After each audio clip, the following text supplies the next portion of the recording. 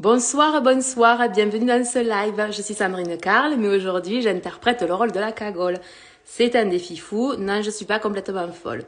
L'idée en fait, c'est que aujourd'hui j'ai une de mes clientes qui a une expansion complètement dingue dans ses réseaux sociaux, puis plus il y a de gens qui critiquent, et puis ça la met mal à l'aise. Et du coup, je m'étais dit, bon, ben ce soir, du coup, je vais faire un live sur le jugement des autres. Merci pour les petits cœurs. Hello Aurélie, hello mon amour, hello Laura, hello Marine, bienvenue dans ce live, je suis très heureuse de vous retrouver ce soir. Donc je relève un défi parce que les personnes ici présentes en live m'ont lancé le défi que si vraiment j'étais 100% à l'aise avec le regard des autres, alors je pouvais faire la cagole pendant que je fais mon live. Donc je vais essayer de me concentrer. Hello. Je vais essayer de me concentrer pour faire tout mon live en mode cagole. J'espère que vous allez comprendre. D'abord, je dois poser le contexte. La cagole, c'est quoi? La cagole, c'est que quand je faisais mes études de psychologie, parfois, ça montait vraiment beaucoup dans ma tête et du coup, j'avais besoin de passer en mode détente neuronale et je m'étais dit que le meilleur moyen, c'était de parler comme ça parce que je vous assure que pour parler comme ça, il faut vraiment être détendu. Donc, le regard des autres maintenant, très important, c'est une des peurs les plus importantes quand on se lance dans l'entrepreneuriat, non? Parce que d'abord, le sentiment d'illégitimité. C'est la première étape. C'est normal et c'est pas grave. Le sentiment d'illégitimité, en vrai, on peut se poser la question qu'une fois qu'on a publié le livre, pas quand on doit commencer à écrire un livre. Quand on doit commencer à écrire un livre, la seule question qu'on doit se poser, vous le savez maintenant, c'est est-ce que je vais être un petit peu plus moi si j'écris ce livre? Ça, c'est la première étape. Deuxième étape, la peur de l'échec. Alors, la peur de l'échec, ça fait partie du tiercé gagnant quand même, de la confiance en soi. Premièrement, agir. Deuxièmement, faire taire la critique intérieure. Troisièmement, la peur de l'échec. La peur de l'échec, c'est normal, en fait. Dans notre société, en France, bon, on est quand même un petit peu comme, alors, on n'a pas le droit de faire de l'erreur, on n'a pas le droit de se tromper, on n'a pas le droit de parler comme ça non plus, c'est pas bien vu, tu peux pas non plus avoir fait des études, être entrepreneur et parler comme ça se fait pas, enfin.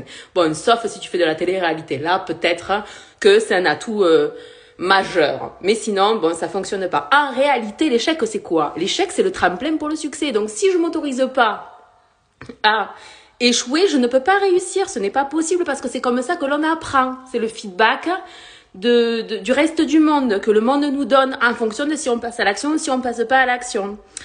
Ensuite, la peur de l'échec. Donc, normal. Deuxième peur des entrepreneurs, la peur de l'échec. Troisième peur, la peur de la réussite. Alors, vous vous dites, franchement, si jamais un jour j'ai peur de réussir, Sandrine, ben, je sais pas, je connais pas la suite de l'expression, mais vous m'avez compris. Vous vous dites que c'est pas possible d'avoir peur de la réussite. Eh ben, c'est faux. Parce que qui dit réussite dit aussi conséquence. Il y a des gens qui vont être jaloux, des gens qui vont pas vous aimer, des gens qui vont vous juger, et du coup, on arrive sur la peur du jugement. La peur du jugement, c'est quoi? La réalité, c'est qu'en fait, nous-mêmes, on a une critique intérieure qui est très très forte. Et comme on ne sait pas la faire taire, et que du coup, ça mine notre confiance en nous, on va aller critiquer les autres. La vérité à propos de la peur du jugement, c'est que les personnes qui jugent, en réalité, ce n'est pas nous qu'elles jugent, c'est elles-mêmes. Quand elles voient quelqu'un faire quelque chose, comme faire un live avec l'accent de la cagole, ils se disent n'importe quoi, donc je vais les critiquer. Parce que jamais de la vie, je ferai un live avec l'accent de la cagole, c'est pas possible. Donc, si je fais ça, si je pense que c'est complètement délirant de faire un truc pareil, et que si je le faisais potentiellement, je pourrais mourir, alors je vais critiquer ceux qui le font, vous comprenez? Donc en fait, le jugement, ce n'est qu'une projection de mes propres peurs sur l'autre, mais pas le jugement réel de qui je suis. Le problème, c'est que quand, comme ma cliente, on a ces réseaux qui s'expandent, on a de plus en plus de monde et de plus en plus de monde, eh ben, avec ça, viennent également les haters. Ah ben, ça, c'est sûr qu'on en a de plus en plus. Dès qu'on commence à faire des choses, on est critiqué. Ben, bienvenue en France, où on ne fait pas la différence entre l'esprit critique et l'esprit de critique. Donc, je vais séparer les deux, histoire que vous puissiez potentiellement vous positionner et que de cette manière, vous puissiez potentiellement aussi échanger si éventuellement vous faites partie des gens qui ont un esprit de critique. Non, attendez. Un esprit, oui, de critique et pas un esprit critique. Donc, l'esprit critique, c'est comme votre capacité de discernement. On vous raconte quelque chose, c'est potentiellement vrai, ça l'est potentiellement pas. Ça change un petit peu votre perception des choses. Mais bon, vous vous laissez pas nécessairement convaincre, puis vous vous soumettez pas non plus à « je dois respirer ». Merci Rémi. C'est vrai que même en détente neuronale, il faut penser à respirer, sinon on meurt. Hein. Non, je me concentre. Je les entends rire à côté. Ils sont tous espantés qui me disent, eh ben écoutez, défi relevé à moitié. Alors maintenant, je me concentre. Esprit, on a dit esprit critique. Esprit critique, c'est le jugement, c'est le fait que je juge les autres, que en fait, comme j'ai pas tellement confiance en moi, puis que je m'aime pas trop, il y a plein de choses que je m'autorise pas. Et comme je m'autorise pas ces choses-là, du coup, je juge les autres. En réalité, plus je m'aime, moins j'ai besoin de juger. Moins j'ai besoin de juger, moins j'ai d'appétence à juger les autres. Vous comprenez? Donc en fait, plus les gens ils vous jugent, moins ça vous concerne, parce que ça les concerne eux en vrai. Et surtout, quand c'était ça que je disais, quand le réseau il s'expand et qu'il y a tous les haters, ça fait partie du game.